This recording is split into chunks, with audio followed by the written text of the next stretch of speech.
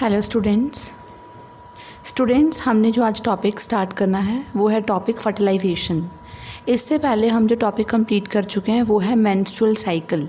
तो देखो अब गमीट तो बन चुका, गमीट बन चुका फीमेल का भी, दैट इज़ कैंड्रियोसाइट, right, and that of the male, that are the sperms. वो हम ऑलरेडी पढ़ चुके हैं oogenesis और स्पर्मेटोजेनेसिस में। तो अब प्रोसेस क्या है, that is fertilization, right. So fertilization है क्या? फर्टिलाइजेशन बेटा it's a process, we know that it's a process of union of male and female gamete, male and female gamete. So the process of union of male and female gamete and union के बाद उनके fusion भी होने चाहिए, fusion of their pronuclei. तो उनके जो nucleus हैं स्पर्म और ओवम का, उनकी यूनियन भी होनी चाहिए, and the fusion of the pronuclei, the pronuclei of male and female gamete, right. This is known as fertilization. और फर्टिलाइजेशन में क्या क्या प्रोसेसेस होते हैं हम ये बात कर लेते हैं अभी। देखो, एक तो होता है टर्म सिनगैमी, राइट, एक होती है टर्म प्लाज्मोगैमी, एक है कैरियोगैमी और एक है एम्फीमिक्सेस, राइट। तो जो फर्टिलाइजेशन में जो प्रोसेसेस हो रहे हैं मैं बता रही हूँ। सबसे पहले सिनगैमी क्या है? सिनगैमी तो union, right, it's a union of male and female gamete, right, it's a union of male and female gamete. This is known as syngamy. Whereas plasmogamy, but a plasmogamy is a mixing of the cytoplasm. Plasmogamy is the mixing of cytoplasm. So cytoplasm mixing is known as plasmogamy. And what is karyogamy then? Karyon word is basically for the nucleus, right. So here there is a fusion of pronuclei of the nuclei of the sperm and ovum. So the fusion of pronuclei of male gamete and female gamete, this is known as karyogamy. And amphimixes, amphi means both, mixing is mixing, so here is a intermingling,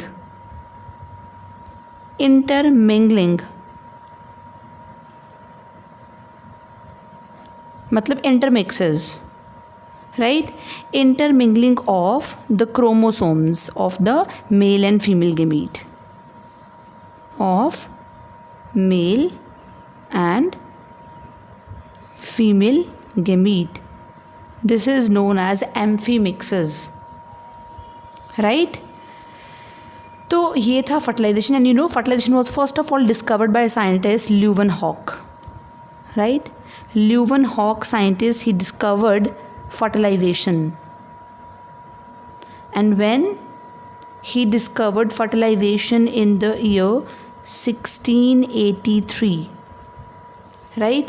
Now let's talk about the site of fertilization. कहाँ पे होती है human beings में fertilisation? Yes, you know, मैंने पहले भी आपको बताया हुआ है बेटा फर्टिलाइजेशन कहाँ पे होती है। Fertilization basically occur in the ampulla region. अगर मैं मोस्ट प्रिसाइजली बोलूँ तो एम्प्यूला इस्थमिक जंक्शन पे होती है, राइट। तो कहाँ पे होती है site? That is a ampulla isthmic junction. So the site of fertilization is the ampulla isthmic junction of fallopian tube. Important है ये क्वेश्चन कि कहाँ पे फर्टिलाइजेशन होती है? In the fallopian tube. लेकिन fallopian tube अकेला नहीं बोलना, you have to tell कि ampulla isthmic junction. Clear? So next है दैट इज़ द फर्टिलाइजेशन जो है अकर्स ओनली इफ़ द, बेटा तभी देखो फर्टिलाइजेशन तभी हो पाएगी ना अगर ओवम एंड स्पर्म साइमल्टेनियसली इकट्ठे ट्रांसपोर्ट किए जाएंगे to the junction. So fertilization only occurs if the ovum and sperm are transported simultaneously देखो अगर स्पर्म्स अवेलेबल हैं, ओवम नहीं अवेलेबल, तो भी फर्टिलाइजेशन नहीं होएगी। अगर ओवम है और उस टाइम पे कॉपुलेशन नहीं हुई, मतलब मेटिंग नहीं हुई है, तो भी बेटा फर्टिलाइजेशन नहीं हो सकती, right? So this is about the site of fertilization. Now let's learn about the steps of fertilization. What are the steps of fertilization? Right? क्या क्या स्टेप्स होंगे फर्टिलाइजेशन के? तो पहले बेटा सबसे पहले हम बात करेंगे, सबसे पहले दैट इज़ द अराइवल। किसकी arrival? Arrival of the secondary oocyte। And we know that secondary oocyte किस डे पे अराइव करता है? येस, सेकेंडरी oocyte जो अराइव करता है that is on the 14th day, right, of the menstrual cycle. So it arrives on the 14th day of menstrual cycle। और जो बेटा oocyte होता है that remain viable or live for 24 hours, up to 24 hours of its release, right? तो 24 hours के लिए वो क्या रहता है बेटा? alive रहता है, यानी कि it remain viable for 24 hours after its release। Clear? और एक बार जब सेकेंडरी oocyte रिलीज़ हो जाता है बेटा, उसको फिम्बरी जब कैच कर लेते हैं, कैच करने के बाद एम्प्यूला इस्थमिक जंक्शन पर पहुंचने के लिए ही उसको लग जाते हैं कुछ 12 से 24 घंटे। So it requires 12 to 24 hours, right, इतना टाइम। तो बेसिकली इसके बीच में कभी भी to reach the ampulla region, ampulla isthmic junction, right. So it is, so हम ये बोल सकते हैं कि जो सेकेंडरी oocyte है, राइट, अगर वो अवेलेबल होगा, अगर वो अराइव करा होगा, तभी बेटा हमारे पास सबसे पहला स्टेप जो है वो कंप्लीट है, राइट। तो सबसे पहली चीज़ ग्राफियन फॉलिकल रप्चर करके सेकेंडरी oocyte का रिलीज़ होना बहुत ज़रूरी है, राइट।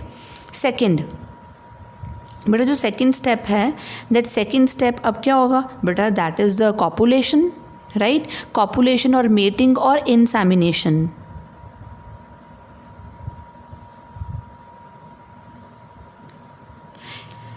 बेटा insemination is basically the release of the sperms inside the females body. देखो एक तो टर्म होती है इजैकुलेशन।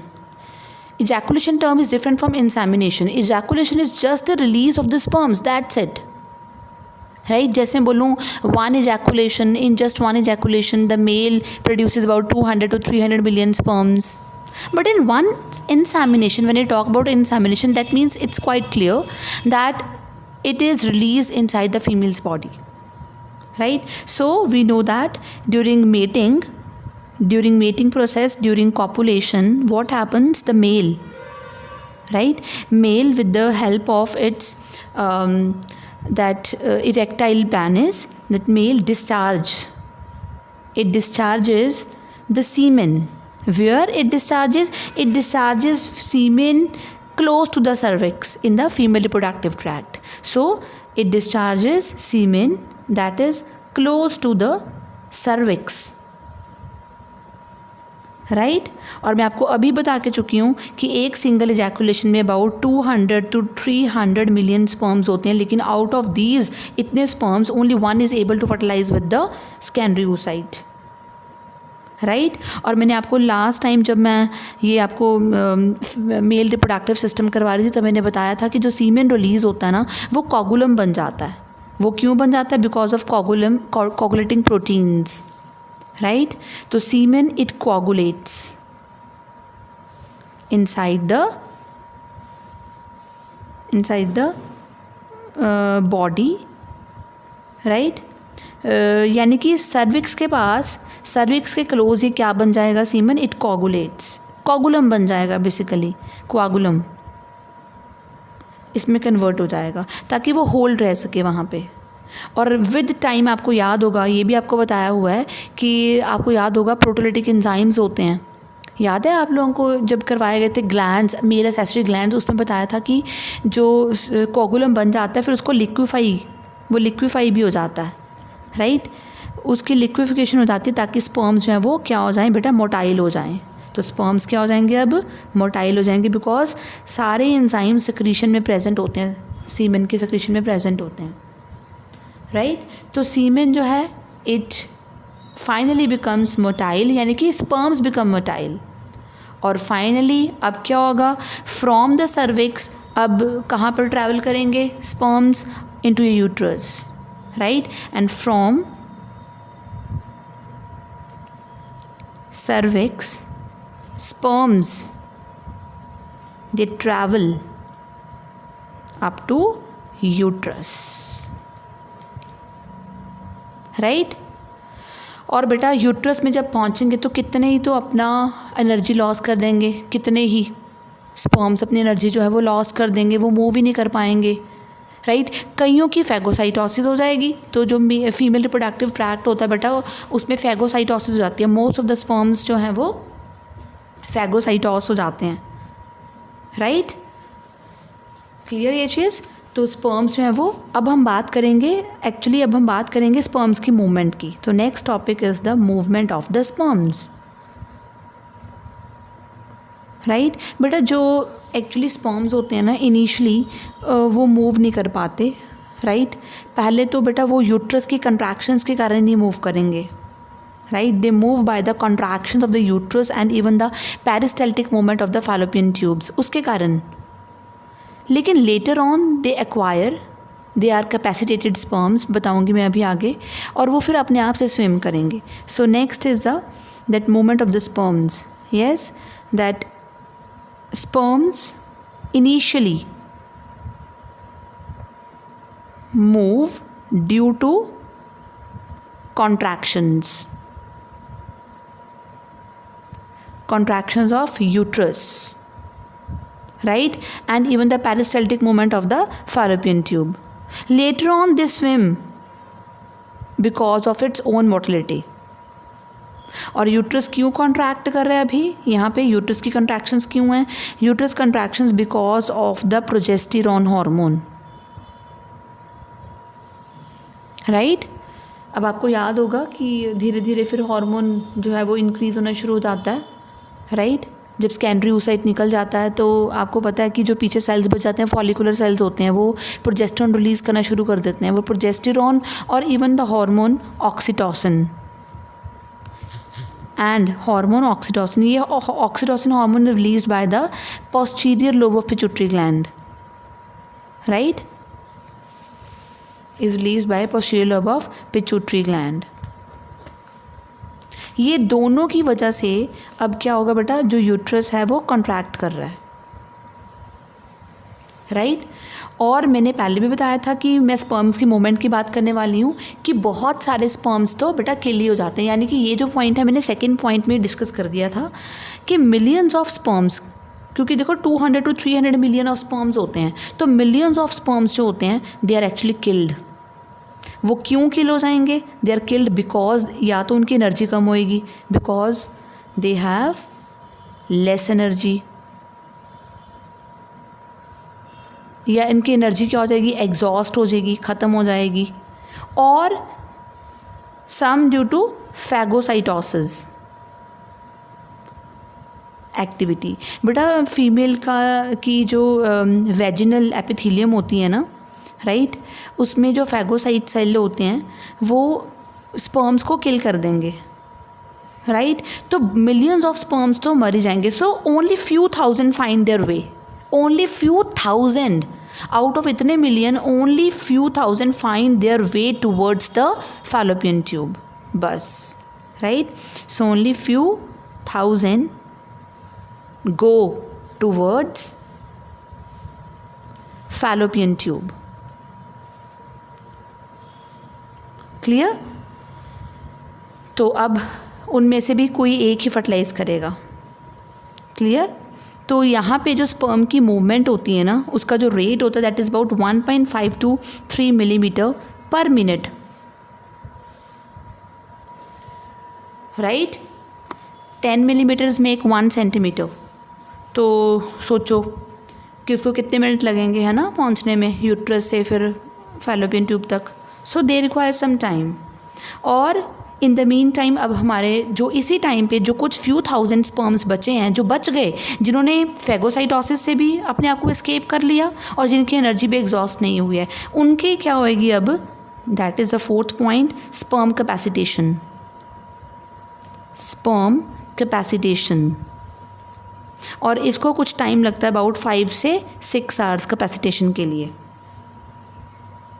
अब ये होता क्या है कैपेसिटेशन? बड़ा कैपेसिटेशन का मतलब होता है कि फीमेल का रिप्रोडक्टिव ट्रैक्ट स्पर्म्स को कैपेबल बनाएगा ओवम को फर्टिलाइज करने के लिए, यानी कि फीमेल की बॉडी का ट्रैक्ट ही, फीमेल का रिप्रोडक्टिव ट्रैक्ट ही उसकी बॉडी को, उसके स्पर्म्स को कैपेबल बनाएगा ताकि उसका सेकेंडरी oocyte फर्टिलाइज हो सके। Right. So sperms are made capable of fertilizing the secondary oocyte by the secretions of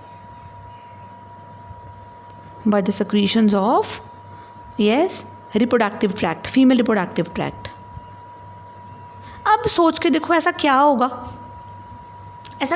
कि स्पर्म्स जो हैं वो कैपेसिटेट हो जाएंगे, ऐसा क्या होगा कि वो अपनी कैपेबिलिटी एक्वायर कर लेंगे। यस, वो क्या होगी चीज़ बेटा, जो स्पर्म्स होते हैं ना उस पर कोटिंग सब्सटेंसेस होते हैं।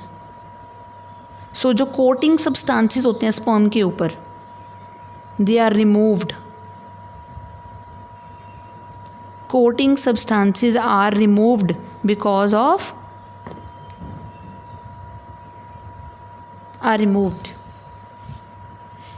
कैसे रिमूव होंगे बेटा? वो होंगे क्या, फीमेल के रिप्रोडक्टिव ट्रैक्ट जो होता है उसमें कुछ ऐसे सब्सटेंसेस रिलीज़ होंगे जो स्पर्म की कोटिंग सब्सटेंसेस को क्या कर देंगे बेटा, रिलीज़ कर देंगे।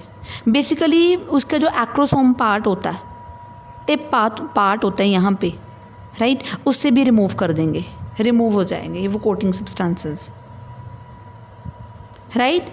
और सोच के देखो, अगर कोटिंग सब्सटेंसेस रिमूव हो गए तो क्या होगा, अब रिसेप्टर साइट्स क्या हो जाएंगी बेटा, एक्सपोज हो जाएंगी। तो जो रिसेप्टर चीज़ों को रिसीव करने वाले होंगे, सपोज दिस इज यहाँ पे जो रिसेप्टर साइट्स होंगी वो क्या हो जाएंगी, expose. So receptor sites are exposed. बस यही तो है कैपेसिटेड स्पर्म। और जो कैपेसिटेड स्पर्म्स होते हैं वो बहुत तेज़ी से स्विम करते हैं, राइट। और स्पर्म अब पूरा एक्टिव हो चुका है, it become active to fertilize the egg. तो जो कैपेसिटेड स्पर्म है, ये कैपेसिटेड स्पर्म है, this will swim more and more quickly than the non capacitated sperm. Capacitated sperm, right. Actually होता क्या है देखो, जो अभी मैंने बोला था कि जो फीमेल रिप्रोडक्टिव ट्रैक्ट होता है उसमें कुछ ऐसी सिक्रीशंस होती हैं जो स्पर्म को कैपेसिटेट कर देती हैं। अब ऐसा क्या होता है बेटा, जो फीमेल रिप्रोडक्टिव ट्रैक्ट से सिक्रीशन निकलती है ना, सो फीमेल रिप्रोडक्टिव ट्रैक्ट की जो सिक्रीशन होती है, that contains what, it contains albumin protein, right. Female reproductive tract secretion, it contain albumin protein. That albumin protein जो होता है, that actually remove cholesterol. Membrane से कोलेस्ट्रॉल को रिमूव कर देता है। अगर मेम्ब्रेन से कोलेस्ट्रॉल रिमूव होगी तो आपको पता होगा, आपने +1 में पढ़ा होगा फ्लूइड मोज़ेक मॉडल, तो वहाँ पे आपको बताया गया था कि जो कोलेस्ट्रॉल होता है वो मेम्ब्रेन को ना ज़्यादा फ्लूइड और ना ज़्यादा हार्ड बनाता है। एक्चुअली वो फ्लूइडिटी को थोड़ा मेंटेन सा रखता है, राइट। तो कोलेस्ट्रॉल जो है वो क्या हो जाएगा, रिमूव, जिससे बेटा अब मेम्ब्रेन की, स्पर्म की मेम्ब्रेन की जो फ्लूइडिटी होएगी वो चेंज हो जाएगी। सो स्पर्म मेम्ब्रेन फ्लूइडिटी चेंजेस। क्यों हुई है ये change? Because of the albumin protein. ये एल्ब्यूमिन प्रोटीन कहाँ था, इन द सिक्रीशन। किसके सिक्रीशन में? फीमेल रिप्रोडक्टिव ट्रैक्ट के सिक्रीशन में, जिसके कारण अब स्पर्म क्या बनेगा, कैपेसिटेटेड, राइट। इसके अलावा बेटा जो स्पर्म की सरफेस के ऊपर कार्बोहाइड्रेट्स होते हैं, राइट। कार्बोहाइड्रेट्स भी होते हैं, सम प्रोटीन्स भी होते हैं, they are also removed. Carbohydrates and proteins on the sperm surface are also removed, उसको भी रिमूव कर दिया जाएगा, राइट। और इसके साथ और क्या होगा बेटा, अब मेम्ब्रेन की फ्लूइडिटी भी चेंज हो गई, राइट। और ड्यूरिंग दिस टाइम जो कैपेसिटेटेड स्पर्म होता है, बेटा उसकी जो मेम्ब्रेन का पोटेंशियल होता है वो भी चेंज हो जाता है, राइट। तो क्या चेंज आ रही है, मेम्ब्रेन का पोटेंशियल भी चेंज हो जाएगा। मेम्ब्रेन पोटेंशियल मैं कर बताती हूँ अभी। मेम्ब्रेन पोटेंशियल चेंजेस कितना हो जाएगा, membrane potential changes, membrane potential कितना हो जाएगा, अब इट बिकम्स मोर नेगेटिव, कितना, -70 मिली वोल्ट्स, इतना हो जाएगा। यानी कि पहले कितना होएगा, -140, राइट। अब और भी ज़्यादा क्या हो जाएगा, ये नेगेटिव हो जाएगा,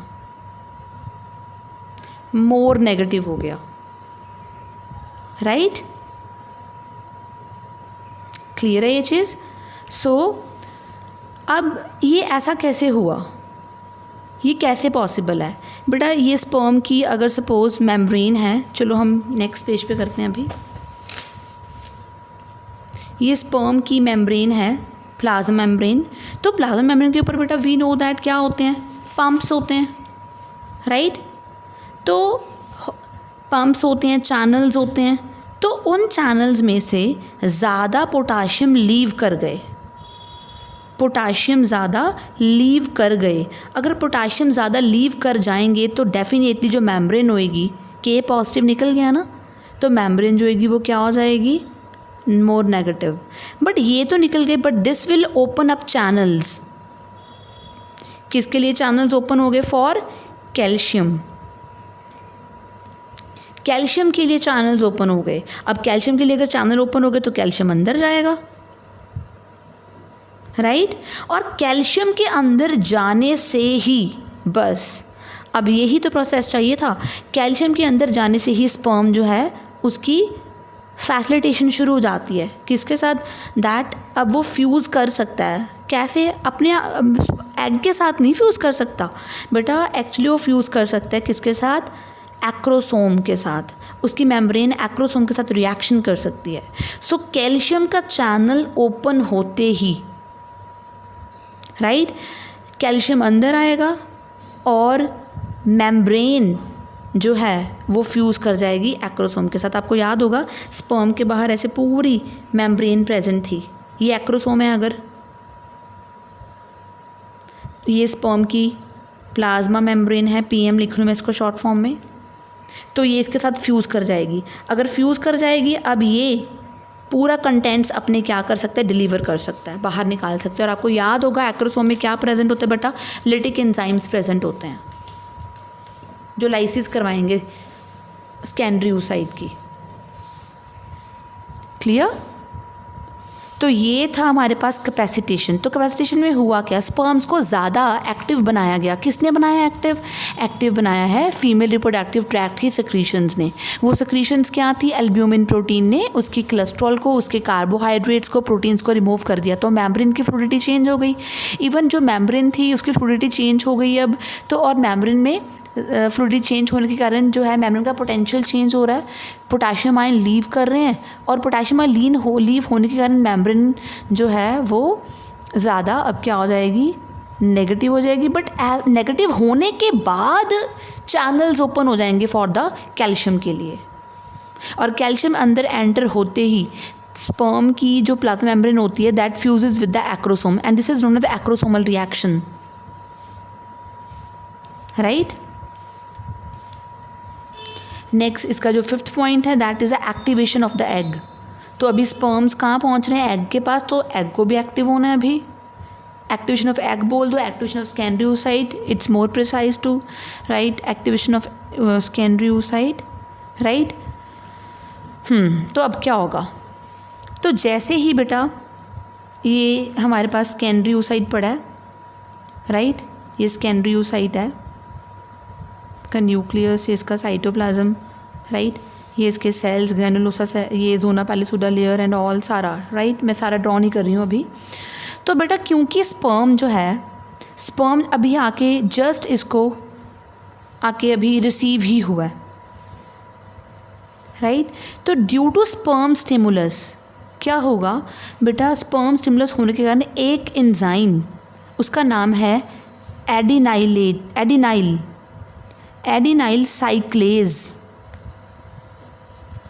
एडिनाइल साइक्लेज एंजाइम वो एक्टिवेट हो जाएगा।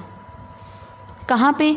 In the plasma membrane. याद करो बेटा, ये न्यूक्लियस है, ये साइटोप्लाज्म है, तो ये क्या होएगी, दिस वन, ये जो इनर बनाई मैंने, this is a plasma membrane of the egg. उसके बाद क्या होएगी, विटेलाइन मेम्ब्रेन होएगी।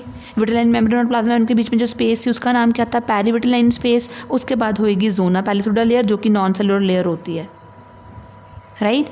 तो प्लाज्मा मेम्ब्रेन में एक एंजाइम होता है एडिनाइल साइक्लेज, वो एक्टिवेट हो जाएगा। अगर वो एक्टिवेट हुआ ना तो वो आगे क्या करता है बेटा, वो इंड्यूस करता है, वो किसी और को एक्टिवेट करता है। किसको? साइक्लिक एएमपी को। स्टूडेंट्स आपने +1 में पढ़ा होगा साइक्लिक एएमपी किसका काम करता है, it act as second messenger. Second messenger कैसे? सपोज़ मुझे किसी को मैसेज लगाना हो तो मैं खुद नहीं जा सकती, लेकिन मैं किसी और को भेज दूँ कि तुम जाकर उसको ये मैसेज लगा कर आओ, तो जो इंटरमीडिएट, जो बीच का इंडिविजुअल गया है मैसेज लगाने, that is a second messenger. तो एडिनाइल साइक्लेज नहीं गया अंदर मैसेज लगाने, वो नहीं लेके गया अंदर स्टिमुलस, बल्कि उसने किसी को एक्टिवेट करा। किसको एक्टिवेट करा? It activates cyclic AMP. Cyclic AMP को एक्टिवेट करेगा तो अब ये सेकंड मैसेंजर है। अब ये क्या करेगा, ये जो भी स्टिमुलस रिसीव करा था प्लाज्मा मेम्ब्रेन ऑफ एग ने, जो स्टिमुलस उसने रिसीव करा था वो किसको दे देगा सारा। So stimulus received by plasma membrane of egg is now sent to egg cytoplasm.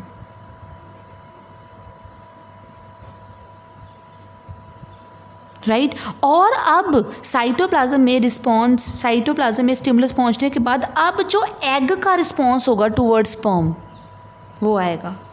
So egg induces response. कैसा रिस्पॉन्स आएगा? तो वो कोन ऑफ रिसेप्शन बना लेगा कि कहाँ से एंटर करना है, राइट, ईजी पैसेज के लिए। So egg induces what? Response for sperm. So all the responses of the egg for the sperm is known as gynogenesis. For sperm is known as gynogenesis. तो जितने भी induce करेगा sperm, क्या induce करेगा? Response for the egg, उसको हम process को बोलेंगे गाइनोजेनेसिस, राइट। स्टूडेंट्स ये हमारा यहाँ पर टॉपिक कंप्लीट होता है। यहाँ पर अभी तो सिर्फ हमने एक वे पढ़ा है कि कैसे फर्टिलाइजेशन का इवेंट चलता है, लेकिन अब हम सारा ये पढ़ेंगे उसके बाद नेक्स्ट टॉपिक में कि क्या फिजिकल और केमिकल इवेंट्स होंगे ड्यूरिंग फर्टिलाइजेशन। फिजिकल चेंजेस क्या आती हैं और केमिकल चेंजेस क्या आती हैं ड्यूरिंग फर्टिलाइजेशन। और फिर ये दोनों कंप्लीट करने के बाद हम पूरे टॉपिक को एक फ्लो चार्ट में समराइज़ करेंगे, इसको भी और फिजिकल और केमिकल इवेंट्स को भी, राइट। तो स्टूडेंट्स बाय बाय।